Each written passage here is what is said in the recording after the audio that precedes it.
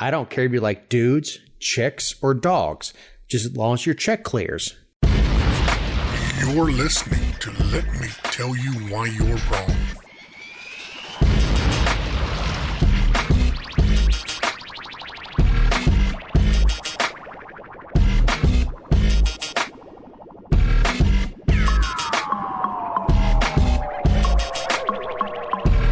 Welcome to episode 196 of the Let Me Tell You Why You're Wrong podcast. I'm Dave Roberts.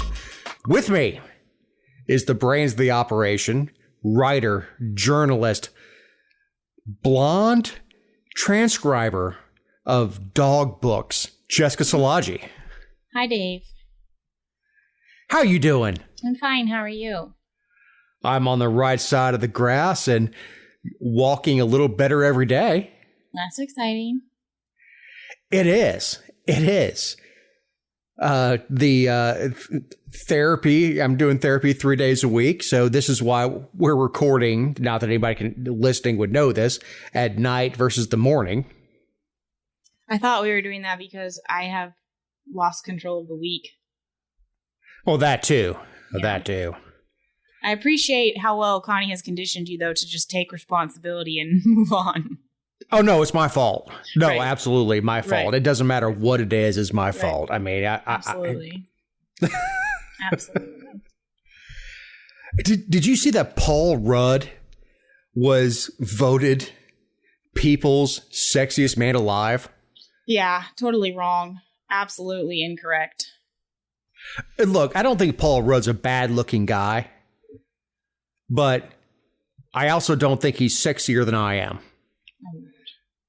Now, look, really, if Ryan Reynolds is voted sexiest man alive, I'm like, I bend my knee to the king. Yeah, you're damn right. I mean, Paul Rudd ain't no Ryan Reynolds. I mean, like neither is Dave Roberts. I know. I'm sorry, but it's true. Like, I mean, No, Ryan Reynolds' six-pack has a six-pack. Yeah, I mean, we're talking about Paul Rudd up against Chris Hemsworth and, Helmsworth. Yeah, JFK Jr. Okay, yeah, Chris Helmsworth. I mean, he literally played a god. David Beckham? Ryan Reynolds is so good looking that they had to put 15 pounds of makeup on him to make him look like Deadpool, and he was still sexy. I mean, really. Paul Rudd, from all accounts, is a nice guy. He is an ageless guy. He looks the same today as he did when he did, what's the movie he did? Clueless. Yes. He looks the same. But it's still not, like, if I lose Connie to Ryan Reynolds or Chris Helmsworth, I'm like, I give up. You win. Paul Rudd, I'm taking her to court. Really? Yeah, you're gonna fight for it? I mean, really. I mean, rule one is cheat up. I concur. I just, I think I don't know. I think they went for the least offensive person they could find. Yeah, maybe that's part of it. They don't have to worry about any blowback. But, I mean, I don't know. Way to take a stand, Jess. I know. I'm just disappointed. I feel like it was a wasted award. I don't see the world's sexiest woman awards being handed out either. Well, we can't talk about women being sexy anymore. They have to be men. And it would be Kate Upton for like 10 years. Yeah, probably. She's curvy and squishy in all the right places. So, as we record, there is no Rittenhouse verdict. And we have additional requests for a mistrial. We do. It was an interesting week. I mean, as we record, I think they concluded their third day without returning a verdict, which of course has people speculating like crazy. I think there's even like an article published on lawofficer.com, which it was unconfirmed, so I'm not really sure why they published it, but they alleged that, jurors were holding out because of fear, and the rumors are circulating that, they're trying to find something to convict him of, and instead of just having a hung jury, and that is such a miscarriage of justice. And look, anybody who has listened to the show, anybody who's ever met me knows that I believe it was self-defense. Mm-hmm. The kid made some very poor decisions. He got himself isolated and surrounded. Bad tactical decision. That doesn't mean he should allow someone to beat him to death with a skateboard. Well, let's not forget that, the state's entire argument all along has hinged on defending rioters. So, child molesters, rapists. Well, but even, aside from their backgrounds and who they were personally, the entire thing has been what Kyle Rittenhouse did to rioters. And so if we're defending if the state is defending rioters, and then the situation, if Kyle Rittenhouse shouldn't have gotten himself in that situation, but it was totally okay for those other people to be there and have themselves in that situation, then we've already legitimized whatever response is forthcoming. And we touched on it a little bit at, in the show last week about what was to come. But cities across the nation are bracing for something, and really all we can hope for is that it comes close enough to Thanksgiving where it kind of just fades into the darkness. I don't get it. I don't get the racist argument. One, they took the kid's phone and he unlocked it for him. They're calling him a white supremacist, a white guy who shot 3 white guys. Mm-hmm. I don't get it. I honestly don't get it. And he's, I don't want to keep harping on he was a kid. Look, when he's 18 now, when I was 18, yes, somebody handed me an M60 and said, "Here, carry this." I understand. I get, I'm guilty of calling him a kid. But he defended himself. He had a 30-round mag. It did not shoot anyone that was not threatening him. So I don't understand the prosecutors into this. I don't understand the fat, balding prosecutor that during closing arguments did the rebuttal from the defense. I don't understand the thin prosecutor in his closing argument saying, if you carry a gun, you don't have the right to self-defense. Well, I carry a gun every damn day. There's been lots of speculation that they wanted to botch it just so they could say, yeah, we did it, and this is, we tried to prosecute him, but we just couldn't finish the drill, and that they've just deliberately done such a terrible job. I'm not sure if I believe that. I don't know what to believe anymore. All I know is that it is a little bit concerning that after 3 days, I know there's a lot to consider. I know that the trial went on for a long time, and they have to go back with special instructions, and I want them to do it right. But I think on day 3, it was 23 hours of deliberations. That seems a bit. It feels to me like there's a holdout on either side. Whether somebody is absolutely, I don't care what the facts are, he's guilty, or the complete other side, you've got 11 jurors who say he's guilty and one person going, I will not convict this kid. It feels like that. But of course, we don't have anything to base that on. It's just what it feels like. We do have MSNBC has been kicked out of the courtroom after following a juror home. Yeah, what's that about? That's the number one rule is, first of all, the jurors should have been, I think, sequestered and protected and all that. I think it was poor taste. This could have been prevented, but I don't know what the hell they were thinking. There's no good excuse for it, even though they say they're following a home. Look, what's happening is there is some producer somewhere that wants the first interview with the juror.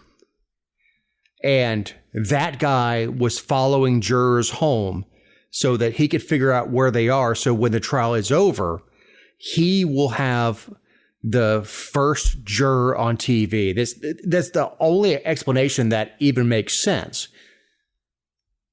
But how do you justify behaving like that when you know there are people out willing to kill these jurors if they don't come back the way that they, that person feels they should? What's the point of any of it if it doesn't come back, if they don't stick to their guns? I mean, pun intended. I don't know. I'm if it's a hung jury, it's a hung jury because people didn't agree. That means they didn't convince them either way. I don't understand why voting your convictions. I mean, to me, using violence as an influence over a jury is the same thing as lynching. If you tell the jury that if you don't find the way we want you to, we're coming after you. That's the same thing as going in the courthouse, dragging them out in the street and hanging them. Well, there's no sanctity to the process if jurors cannot weigh a case and contemplate it without being harassed. I mean, there's absolutely no point in anything else if that's how it's going to be. Yeah, it is. It's scary. It is scary looking at this as somebody. Hell, you or I could be charged with a crime. Mm-hmm. Any day I could have to pull the Glock 43X off my hip and have to defend myself. And then I've got 12 people that are weighing whether or not I acted in self-defense. And the idea that there be outside political influences that tell these people whether or not I was justified is appalling. But that's just me. As we lingered on that way too long. Well, I mean, the case itself is so hard to comprehend that it's even there. And so I think, I've hardly talked about the Arbery case at all because I understand why we're there. There's questions to be had and asked and there's explanations to be made. And I think there is a legitimate question for the jury there. And what comes of it will come of it. And I think it will have to be accepted. This is different. It is. It's different because of the outside influences. Yes. And because they lied to the public the entire time. And people, I want to be I wish there was a stamp where if someone commented something like how Facebook does the COVID, display on posts, I wish there was one where it said, I haven't watched the trial and I'm still talking about it, because it's so obvious when somebody hasn't been paying attention to the actual realities that even the state has conceded. So. Yeah, and we talked about the memes last week and all that stuff, but as we get closer to an actual verdict, it becomes more and more important. It becomes less and less funny. Right. And I see the humor in everything. Mm-hmm. Speaking of humor, Mark Jones. Now former District Attorney Mark Jones is in the clink. Yeah, he's out. This was such a twist. I don't think that anyone was really expecting. The jury was in there. He had his trial last week, the public corruption one, the 9 felony counts we've talked about on the show, and of influencing a witness and bribery or conspiracy and all that. And so they were on day 2 of the deliberations, and they didn't offer a defense. He didn't take the stand. They called no witnesses. There was really nothing. And he's maintained his innocence through all this. And he pled guilty in the middle of it. And So I misspoke. It did not start, like the deliberations did not start on Monday. They started on 2 Fridays ago. But there were 9 counts. And I guess on Friday at the end of the day, they had reported that they had a unanimous decision on 3 of the counts. And so when they returned on Monday, they came back and said that they had a unanimous verdict on 5 of the 9 counts. And when they reported that, I guess that's when Jones started saying, "What can you do for me?" And they offered him to plead guilty on 4 of the 9 counts, which included influencing a witness by telling the police detective to lie under oath, attempted violation of oath of office by trying to get an ADA to accept $1,000. There were 2 of those. And then violation of his oath by not assisting the nephew of a homicide victim in navigating the court system. And we've talked about violation of oath 100 times on the show. And I think the last charge is totally bogus. Like, violation of oath is supposed to be, we've talked about, a sentence enhancer, like for an underlying crime, and not assisting somebody navigate the system is not a crime. Like, the violation of oath would be that he tried to influence a witness in his official capacity. They're so stupid. Like, freaking prosecutors, man. They don't even understand what they're supposed to be doing. But anyway, he pleaded guilty. But this guy was trying to influence the testimony for the state. Like, I get the principled aspect of everything, but if he gets drugged behind a pickup truck until he beats to death, it's fine with me. Okay, well, that's a little extreme. The other one, like the other 2 he had 2 other charges of bribery. He had another influencing witness count, and then 2 of attempted perjury. And he faced up to 50 years in prison, and he got sentenced to 5 years with 1 to serve, and he'll pay $1,000 fine. Of course, he had to resign. And the most interesting part was that this was on Monday, and he asked if he could turn himself in on Friday to, get his affairs in order. And the judge was like, "No, you're going now," which I don't really agree with. Like, he's not a flight risk. He didn't do anything violent. Jim Beck got like 2.5 months after. But that was federal court. I don't care.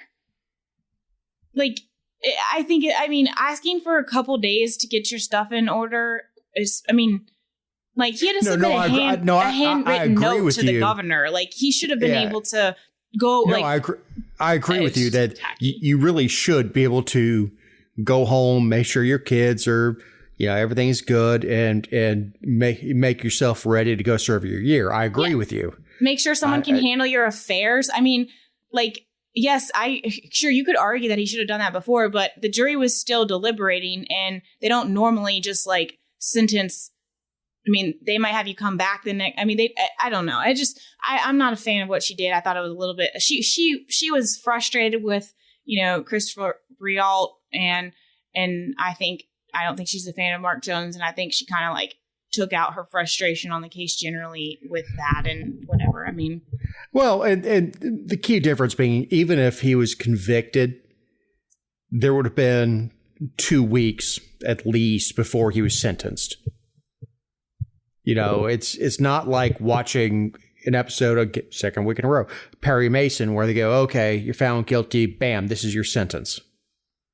There would have been a sentencing after that where the judge has time to look at the charges and weigh everything. So I agree. I also agree it's not your year to spend doesn't matter if it starts on Tuesday or starts 3 weeks from next Thursday. It doesn't matter. It's a year. Right. I thought that was a little over the top, but it was an interesting change in the course of events, though. This is the guy who just professed up and down that he was being targeted and this was all political by Republican AG because of what happened with him ousting a Republican, and then I guess he saw the writing on the wall when the deliberations took a little bit, or maybe he had an inside source. I don't know, but we're still out on whether he did donuts on his way to the jail.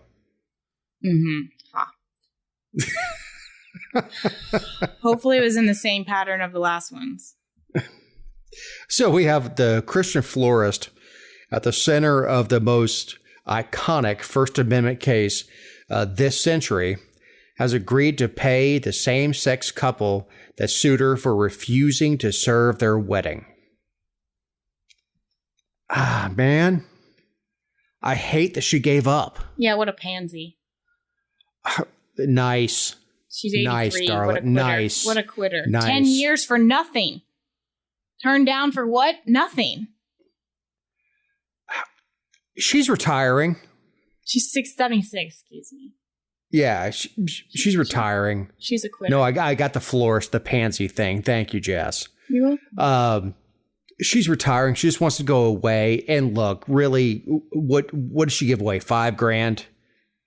And a promise not to continue, and they're going to cease pursuing damages against her business and her personal assets. But here's the thing. The question's not settled.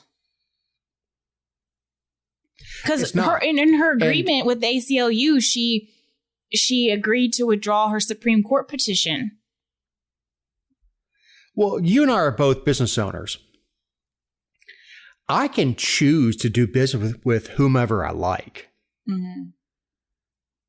Well, the biggest mistake she made was telling them why. Like, if I don't want to do business with you, it might be because I think you're dumb, or because I don't like your politics, or because, you know, your breath stinks. It doesn't matter. Yeah, it doesn't matter. And I'm not going to tell you why. I'm just going to decline to do business with you or not. I mean, this whole thing of taking a stand, like she said in a quote, she said, "We're all in trouble, whether we're religious or not, when we don't have the freedom to live consistent with our faith and our basic beliefs. When I don't have the freedom to run my business according to my beliefs, live my life according to my beliefs, blah, blah, blah. Rob and Kurt have the right to live the way they do and the way they feel with their beliefs. And I'm just asking for that same right." I agree wholeheartedly. But the problem here is that she told them so in an effort to either, like, instead of just saying I'm booked up, or like I'm not gonna be able to do this or whatever, she chose to insert her, like, I mean, I'm sorry, I'm out of pansies. My job is a little bit different because I have politics and partisanship and all kinds of things like interjected already. But like for you, you're not going to, like, off the bat when someone calls, be like, okay, well, over the phone, what's your race? Right. Well, that's the thing is, first of all, from a business standpoint, I think it's unwise to not supply flowers to gay people. It's not exactly a great business plan, but it's your right to run your business into the ground.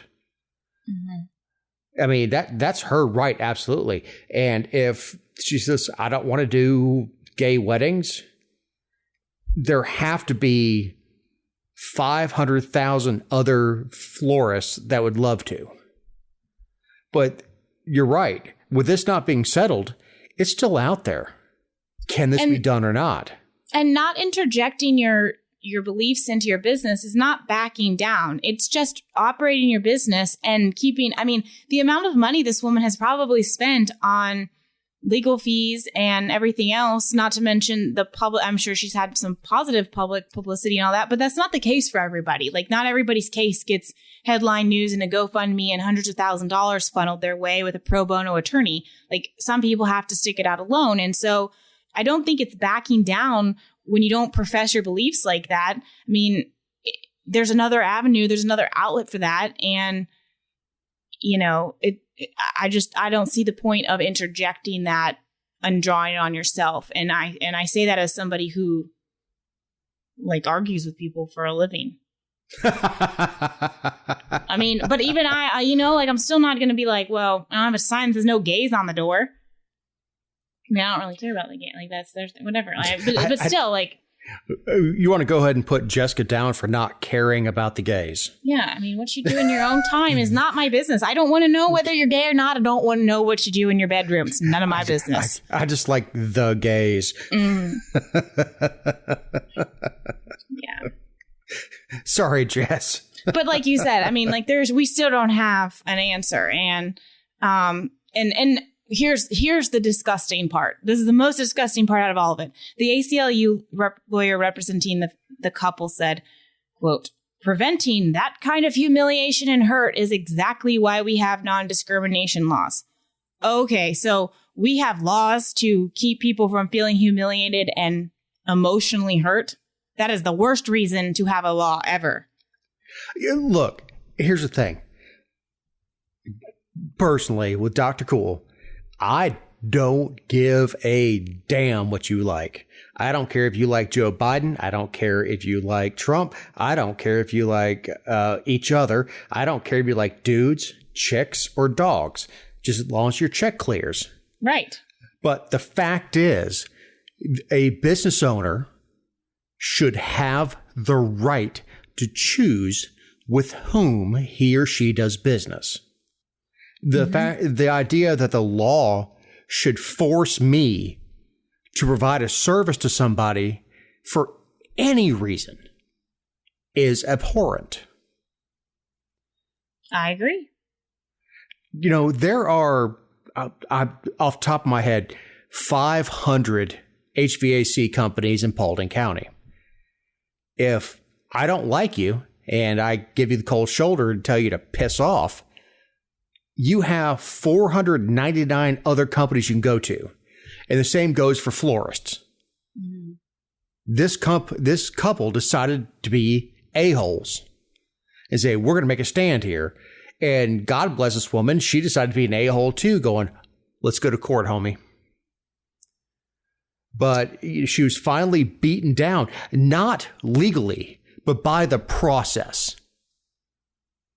The process finally wore her down to the point where here's $5,000, just leave me alone.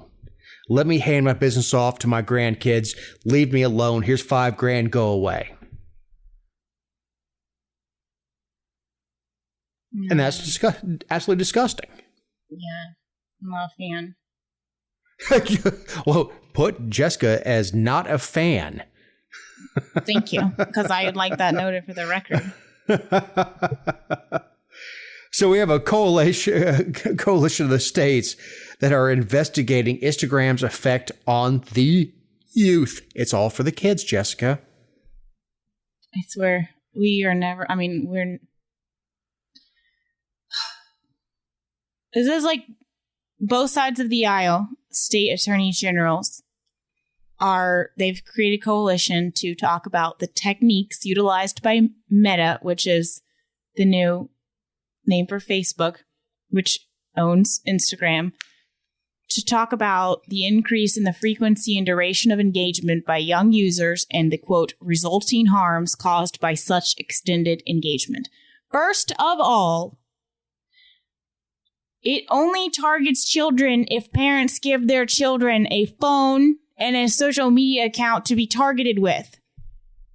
If a child has access to a device for 4 hours a day, it's because a parent gave them access to the device for 4 hours a day. I can't even handle this.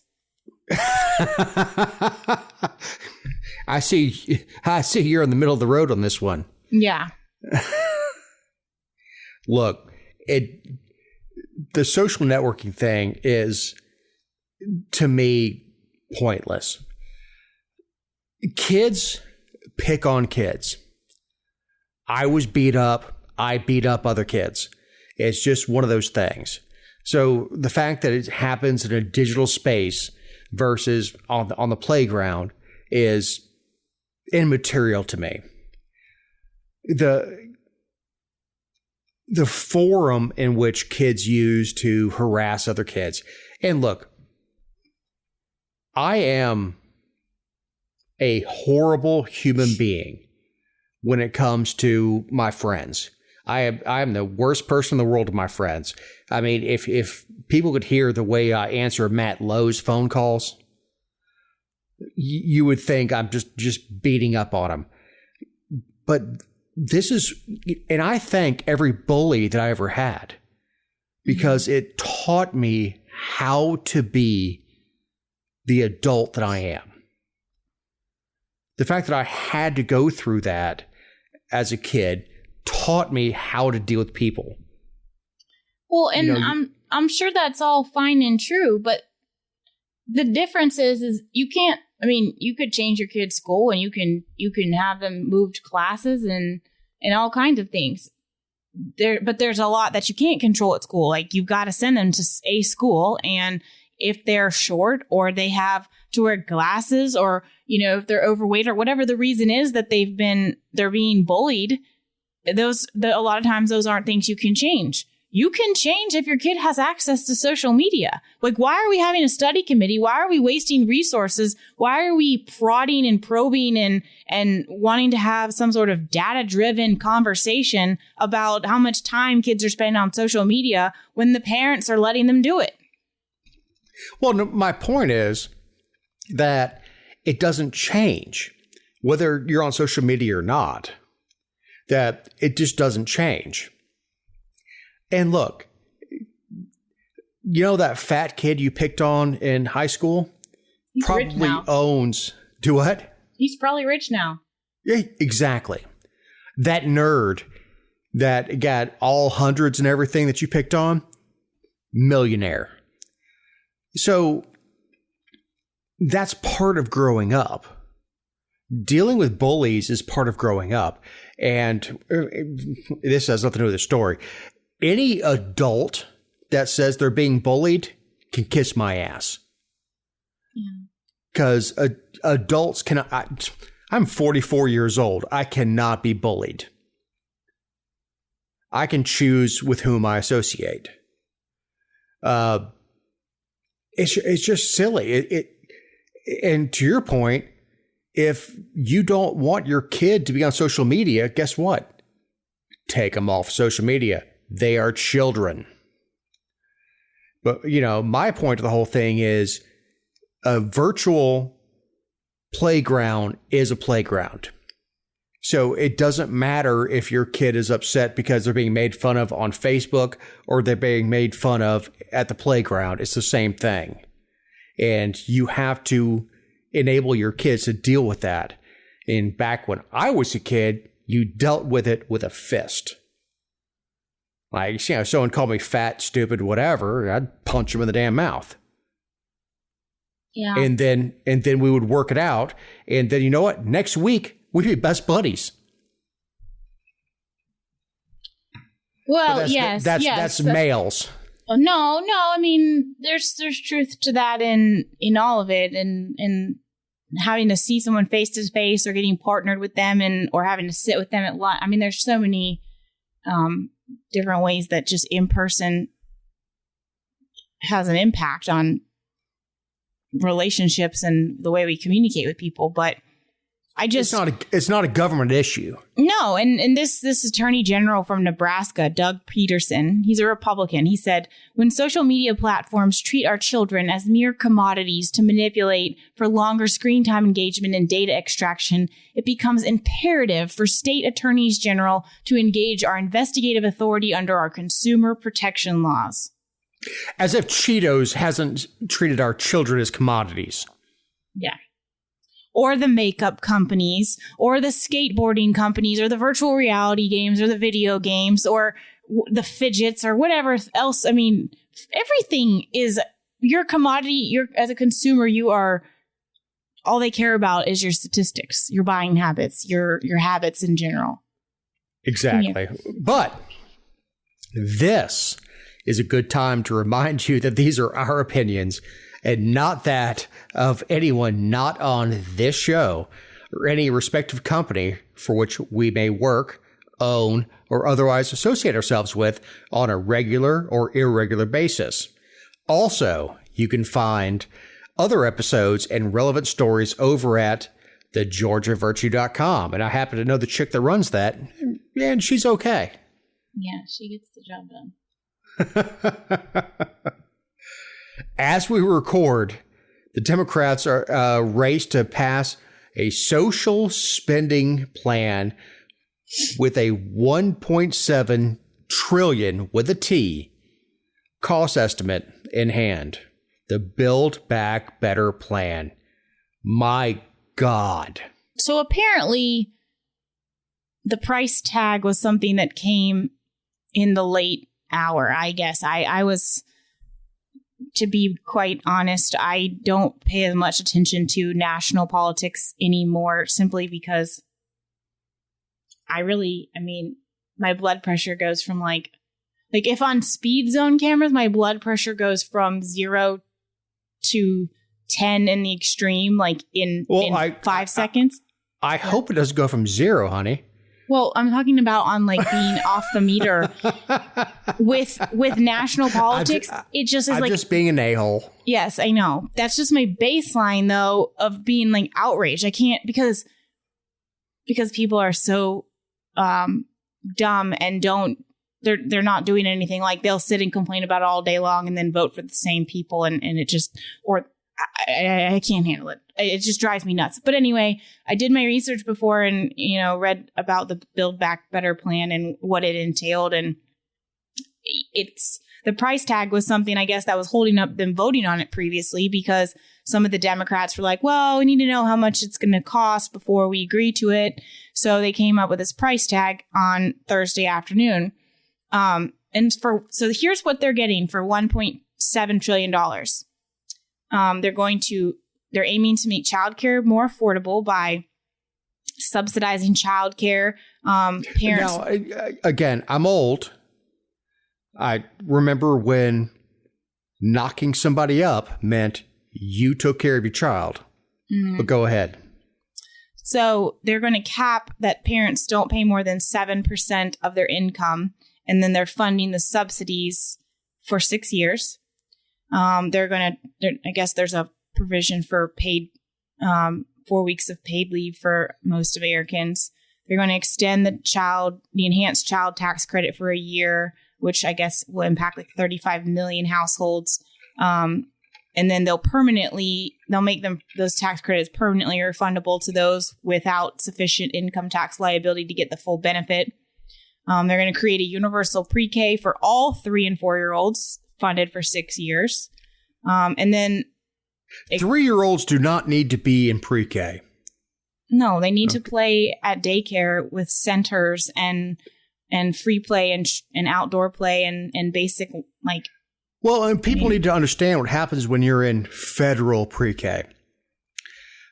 Even basic things like you can't let the kid take their own lunch because it has to be the same as what everybody else eats. Anything the federal government gets involved with is the anti-Midas touch. Instead of turning to gold, it turns to crap. It does. So 3-year-olds don't need to be in pre-K. In fact, studies show that pre-K doesn't help anything. Pre-K actually can hurt kids. These kids should be not in school, but interacting with each other and learning social skills that kids at 3, 4, and 5 years old start learning interacting with other kids. What they're trying to do is create a state program that carries kids from 3 years old until they're 25, because they want to do the other side too, and have kids that are all the way through government schools up and through college. Well, I mean, they already have that because they have the Early Start or the Head Start program that allows you to basically have subsidized. I mean, Georgia has that. I mean, we've been doing Cradle to Grave. We've already been implementing that, but this just funds it on the federal level, on a bigger level, and expands the actual pre-K program as opposed to just daycare, which is Head Start, to 3-year-olds. They're going to do tax credits for clean energy and electric vehicles, and then expand Medicaid and Medicare to cover hearing services, to extend, yes, to extend pandemic-related Affordable Care Act subsidies for 4 years. And then this is what really chaps me, is that they're going to allow Medicare to negotiate some of the drug prices to save $79 billion over 10 years. But what that's going to do is mean that over the next couple years, they're only going like in negotiating the prices, another drug is not going to be brought to the market. And then when has price fixing ever worked in the history of price fixing? It has never worked. What does that have to do with keeping? I'm talking about drug prices. Right, but that's not the end. The thing that's infuriating is that it's going, as part of the deal, they're not going to allow them to release drugs. What if those drugs are drugs that save people's lives? Well, no, exactly the point is, why would I research more drugs if I can't charge enough for them to cover the cost of my research? It doesn't make sense. This is why people come to the United States for treatment, is our doctors and our scientists make a lot of money. I know that's a little off topic, but that's why we have such good medical treatment here, is the people that come up with it make a lot of money. They do. My God, man. It's like the people in Congress have never read a history book or an economics book. Well, what's wild to me is they're really not getting very much for $1.7 trillion. I mean, I'm certainly by no means like a proponent of the infrastructure plan, but there was a long list of stuff that we're supposedly going to get for $1.2 trillion. And with this, they're not even talking about, of course, with this, you're not talking about the fact that it's going to drive up prices and make things more expensive. And so it's not going to be enough money anyway. And you won't be able to fully fund all of this, but they're also not talking about the fact that they're going to. But how do we pay for it, Jess? Well, they're going to, which I was trying to. I know. I was trying to get you into it. Well, they're with the IRS, they're trying to send a massive amount of enforcement to collect. That's part of their plan, is just to collect more that they're not collecting. So they're going to hire more IRS agents. Hundreds of thousands. They're talking about a 15% corporate minimum tax. Now, keep in mind, when people think corporate, they think Delta, Coca-Cola, and places like that. But you and I both run corporations. Mm-hmm. Minimum tax, 5% surtax on individual income over 10 million, with an additional 3% of tax above income of 25 million. I know these sound like big numbers, but the people who make money like that, 10 million, employ a lot of people. Yeah, and on top of that, you think about, the guy who started a t-shirt company in his garage, and it exploded over, by the end of year 2, and he was pulling in $11 million or something. Now all of a sudden he's making less and he's got to lay people off or charge more. Which do you think will happen? Both. Right. I think first it will be higher costs, then people will get laid off. If it costs me more to do business, if I have to pay more taxes, the cost of your air conditioning system goes up. That's just the way it is. Mm-hmm. It's not like I'm just going to eat that cost. It's not that I can eat that cost. Well, no, this isn't like a $50, like, your business license going from $50 a year to $75. That's not. It's 15% more expensive for you to do everything. Right. Which means I have to, besides all the other increases that I've gotten this year, and I got like 20% price increases from my suppliers over this year. And then the federal government saying, oh, we're going to tax you at 15% higher. The loser is not me. I'm not going to eat that. I can't eat it. I'm not. No, but the problem, and no, you're right. Like in a vacuum, you're not going to eat it. You're going to pass it off and do everything that, no matter what industry you're in. But what people don't understand is like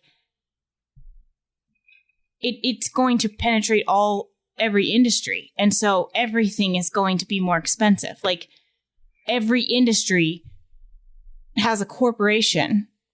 And every I don't care if it's eggs, tomatoes, or anything else. Yes. And so, like, to pretend like this is just the guy who owns Amazon or just, this isn't, it's not like that at all. It's any person who went out on a limb and took the risk to do something themselves. And that's what we should be encouraging. Is people to go out, step out, and become business owners. And this does the exact opposite.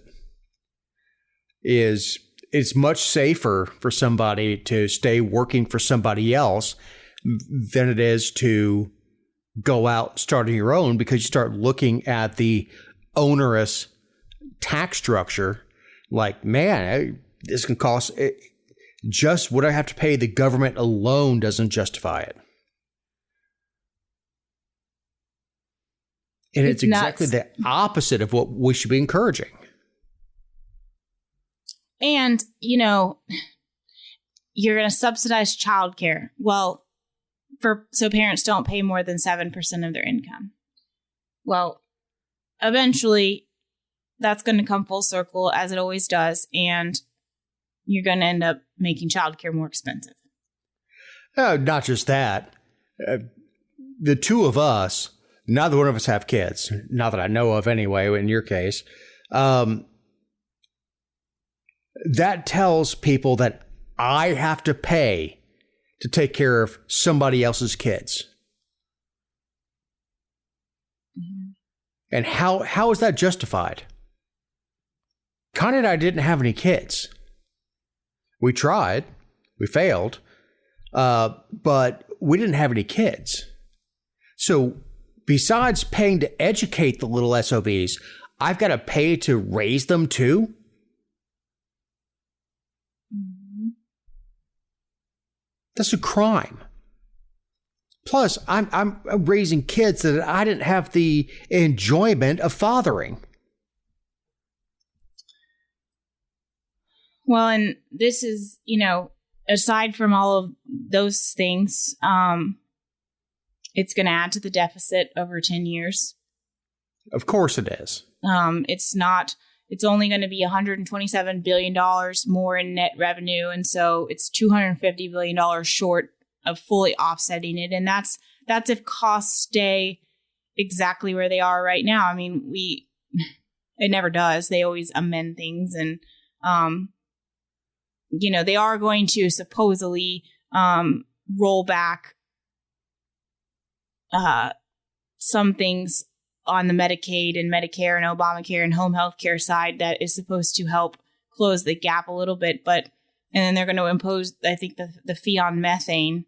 But I mean, well, this is why we don't talk national politics. No, it's freaking depressing, and it's stupid, and they're stupid, and they are. I mean, this is insane. Why are we doing this? What is the point? Are you telling me that people in America are just not working because they can't afford to send their children to a daycare facility because They offer subsidized daycare facilities already. We have nannies who are paid under the table. We have babysitters. We have home providers that will watch a couple kids. You know, they're freaking regulated to the moon on how they can operate. But I mean, the market has provided in so many ways other than just sending your kid to a Montessori school or something from 7 a.m. to 7 p.m. Easy. I mean, that's where my boys went. My nephews went. There's to nothing wrong Montessori. with a Montessori school. I'm just saying those are more expensive than, you know, a Head Start program. I mean, but what I'm getting at is like, first of all, not every child needs to be in that. Not every child needs to be in that at 2 or 3. Like some children do better when they start the like learning, actual structured learning at a later age. There's so many different things that go into this. I don't understand why we are, other than to further the dependency and to just say, here's one more thing we're going to give you so that we cannot unravel this absolutely atrociously sized government crutch. You know? No, absolutely. The idea is that the government owns your children from 2 until 22. Oh, and by the way, let's throw in some stuff about electric vehicles to build America back better. I mean, like, what? Also, why are you talking about expanding the tax credits and making, you know, all this stuff for electric vehicles when Georgia just got some dumbass report where they said that we need to go from the gas tax to per mileage fee because electric vehicles are cutting into our revenue, which I'm not sure if I believe that or not. But because, I mean, also, I do live in diesel country and, you know, the men down here drive trucks, not little like Dodge Darts with flowers on the back windshield. But, you know, like, I'm just saying, like, I don't know how many people are in Georgia driving these vehicles, but why, if it's hurting our income as it is, and we just passed this freaking infrastructure bill because, you know, the gas tax is down and we haven't been putting money back and we haven't maintaining. Why are we making that worse? What you're missing on that is the fact that the tax was never about gasoline. The tax was always about tax. Well, of course, but if the tax is lower, then don't give people a tax credit to do something that's going to make the tax even lower. Well, all taxation is theft, but the fact is it exposes their lies. It was never about a tax on gasoline and getting them off of gasoline. It was as soon as the people come off Taxoline. That's pretty good. I just coined a phrase. I like that. It was never about that. It was about collecting tax, and taxation is theft. And they hate the fact that people are going to vehicles that do not generate taxoline. That's all it has to do with. Has nothing to do with the environment. Has nothing to do with the economy. Has everything to do with government control and stealing money. They just launched in that stupid infrastructure bill some like $250 million grant program to put electric school buses on the roads. Those things are gas guzzlers. Just stupid. Look, I was mad at my county for getting propane-powered vehicles because propane is a derivative of crude oil. You can't make gasoline or diesel without creating propane. It's part of the process. And I'm like, you dumb Fs. But anyway, Jess, as we're coming to a close, would you like to talk about your closing thoughts? I don't know. I guess. I mean, so I can be yelling a little bit more as people head into Thanksgiving. That's just lovely. So we learned last week that the 2 men that were 3 men were convicted of killing Malcolm X. 2 of them were on track to be exonerated because it came out. Well, I mean, it's been out, but like the process has gone through with the FBI withholding evidence and. I would encourage you, I've shared the article, we'll share it as well, but it was Muhammad Aziz and Khalil Islam. They have maintained their evidence since 1965. I mean, freaking too long. It was the Innocence Project again. They're freaking amazing. But decades. And you're talking about a high profile case, like one where the world was watching because this civil rights icon guy was assassinated and everyone was watching and they still couldn't. How dare you assume his gender? Yeah, my bad. But, you know, God, it's just infuriating. Like we get it so wrong so often. And I think one of them died. Yeah, Islam died in 2009, but the Muhammad Aziz, he's in his 80s. He's been paroled, but I mean, he's been living with this conviction his entire life. But his quote, and I know we're running long, but his quote was extremely powerful to me because it just was. But he said, the events that brought us to court today, he read this in court when they announced, like, yes, we're going to, like, they're just waiting for the judge to do the order. But the events that brought us to court today should never have occurred. Those events were and are the result of a process that was so corrupt to its core, one that is all too familiar even in 2021. While I do not need this court, these prosecutors, or a piece of paper to tell me that I am innocent, I am glad that my family, my friends, and the attorneys who have worked and supported me all these years are finally seeing the truth we have all known, officially recognized. I am an 83-year-old man who was victimized by the criminal justice system, and I do not know how many more years I have to be creative. However, I hope the same system that was responsible for this travesty of justice also takes responsibility for the immeasurable harm it has caused me. That is very poignant. And brilliant. The point that I'm going to take out of that and have Eric put out is Islam died in 2009. No. So they can paint you as a racist. Oh my gosh. Man, I wish I'd gone first. That was very good, Jazz. That was very good. Anybody who knows me knows I watch Jeopardy. My wife and I watch it, religiously. It is what we watch during dinner. Every once in a while, I will shout the answer out and, food will come out of my mouth. We watch it during dinner. But there was a contestant that won last week, Amy. Amy is a dude. So much so that... Does he drive a Dodge Dart with flowers on the back window? No. She's way manlier than that. Like, we heard him talk, and both of us stopped eating and looked at each other. And I'm like, okay, so this dude in a dress has a 5 o'clock shadow. Like, I'm talking Jamie Farr as Corporal Klinger level awful. Mm-hmm. And then?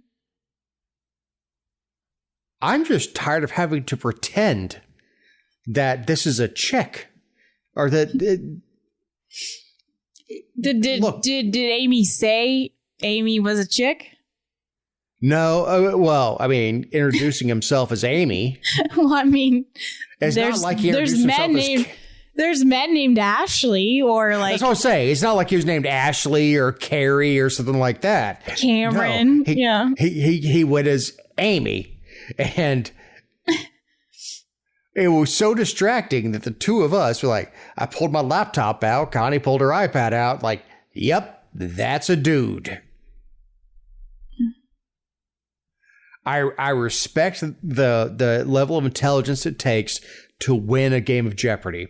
It is. It's you have to have a high level of intelligence to win a game of Jeopardy. But it also is insulting to anybody who watches Jeopardy to think we didn't notice that you are a dude.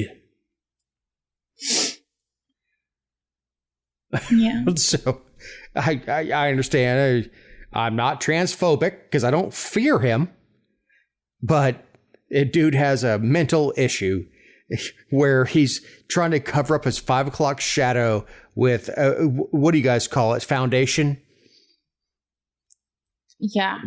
The stuff you put on your face to try to keep. I mean, I don't know. I don't have anything to cover up a 5 o'clock shadow, but if you're referring to the thing that you put on the substance you put on your face to. Oh, you don't have to cover a 5 o'clock shadow? I don't. Oh, wow. I wouldn't know. I've never met you. Ha! True. So, on that positive note of me beating up on somebody. Happy Thanksgiving. Happy Thanksgiving. Thank you very much to Jessica Szilagyi, my partner in crime. One of them. Eric Cumby, our awesome editor. I'm Dave Roberts. We'll talk to you next week.